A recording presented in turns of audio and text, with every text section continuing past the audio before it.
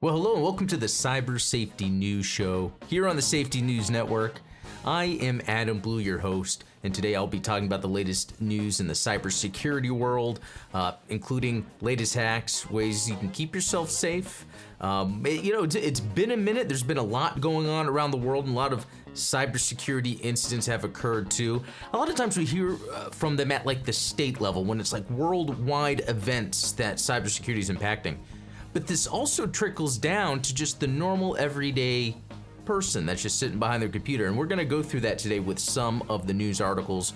For one, there's malicious apps on the Google Play Store you just don't know that could be malicious. We've talked about how code could be injected into advertising in Facebook you can click on, and Wikipedia. But these are apps, and these are apps that are targeting specific people, and we'll get into that here shortly. Also, U.S. alarmed at some recent China cybersecurity hacks that are occurring. Whether they're legit or not, there are some protective measures you can take when it comes to that, and we're going to dive into that, especially suggested from the US, so that's pretty neat as well. And then another thing where hackers try to trick users with a data leak message to deploy malware. So using a trick about being hacked in order to hack someone. Wow, the levels here that they're using. But yeah, we'll get into that here shortly. Hope everyone had a good holiday. But yeah, let's jump into the news here real quick. Okay, let's see. Spy loan scandal. 18 malicious loan apps defraud millions of Android users.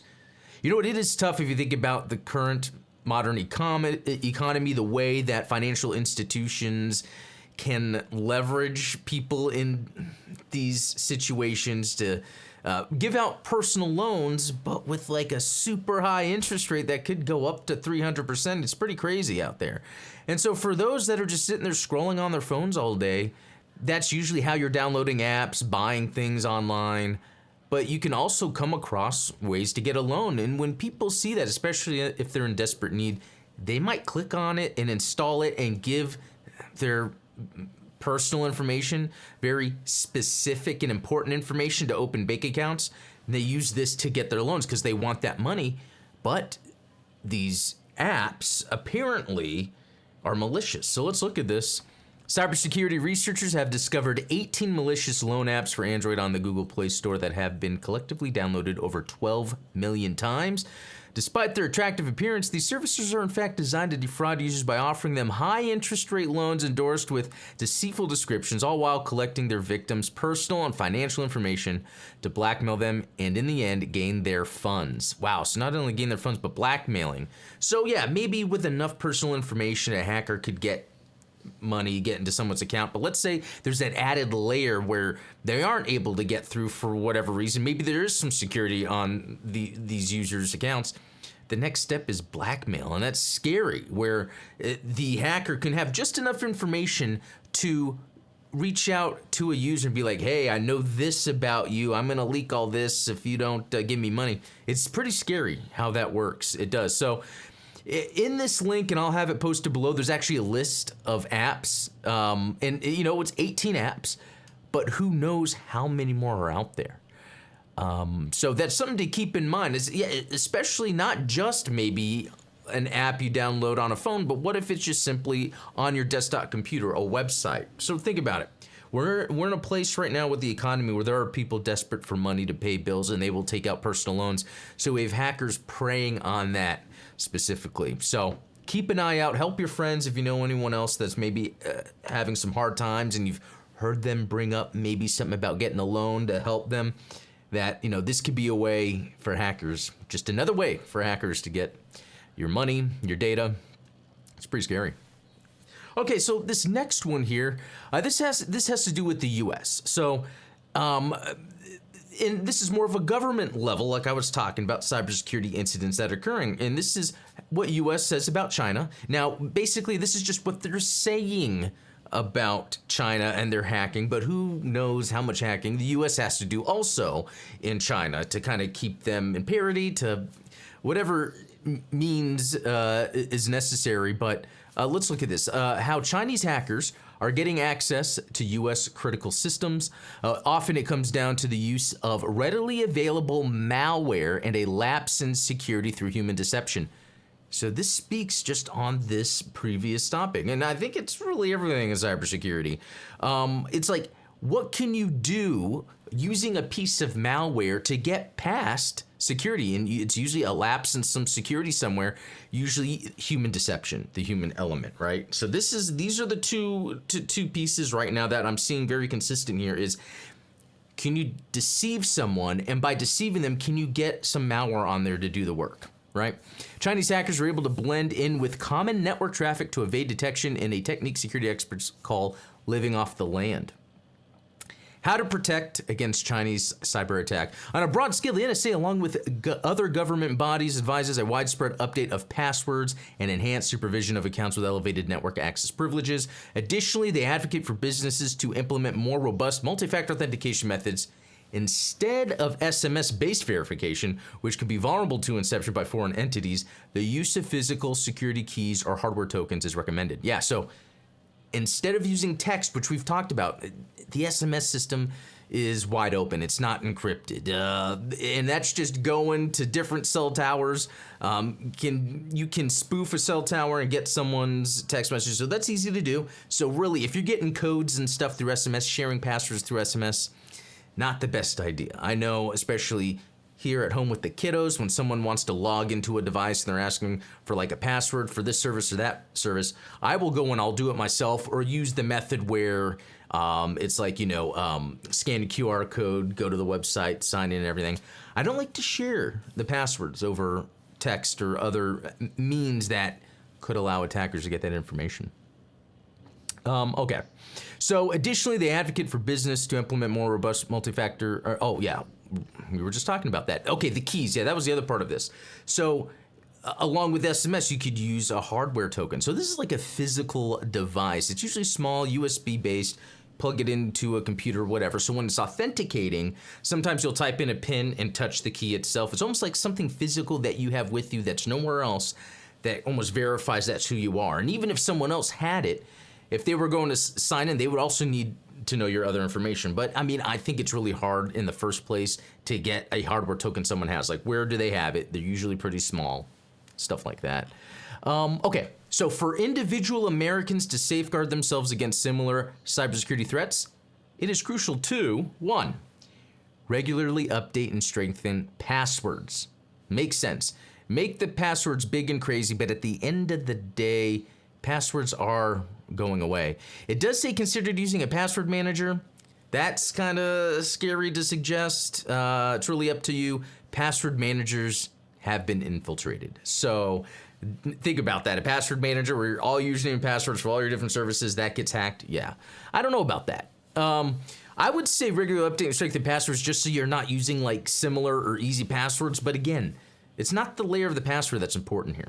Number 2, enable multi-factor authentication for all personal accounts, opting for app-based authenticators or physical security keys when available. Yeah, that all makes sense. App-based authenticators are best, so you're not using SMS for that multi-factor authentication, and a physical security key like I was just talking about, and that's best as well. Okay. 3, stay vigilant against phishing attempts by not clicking on suspicious links or downloading attachments from unknown sources.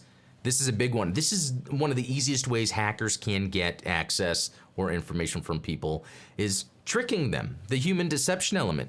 It's not just someone, and it's not that, someone's stupid, they click something. It's someone just being trustworthy, going about their day, their normal plan of business, and then they click on something, with no intention of being decepted. It's pretty scary. 4, keep all software, including antivirus and operating systems, up to date. Yeah, that's a good one. I would say if you're like wanting Windows or Mac, just make sure they have a lot of security in place already, an operating system at a baseline. Just make sure you have it up to date. I know a lot of people like to put off updating stuff. You need to update it.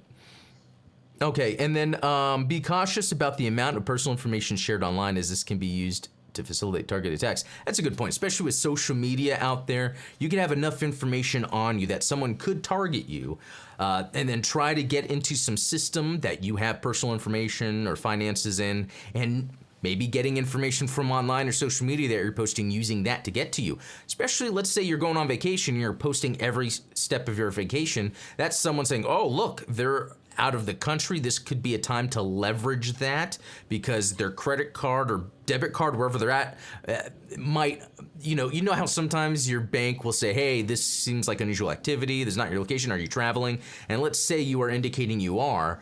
That could give the attackers a way to kind of leverage that. So yeah, keep that in mind as well.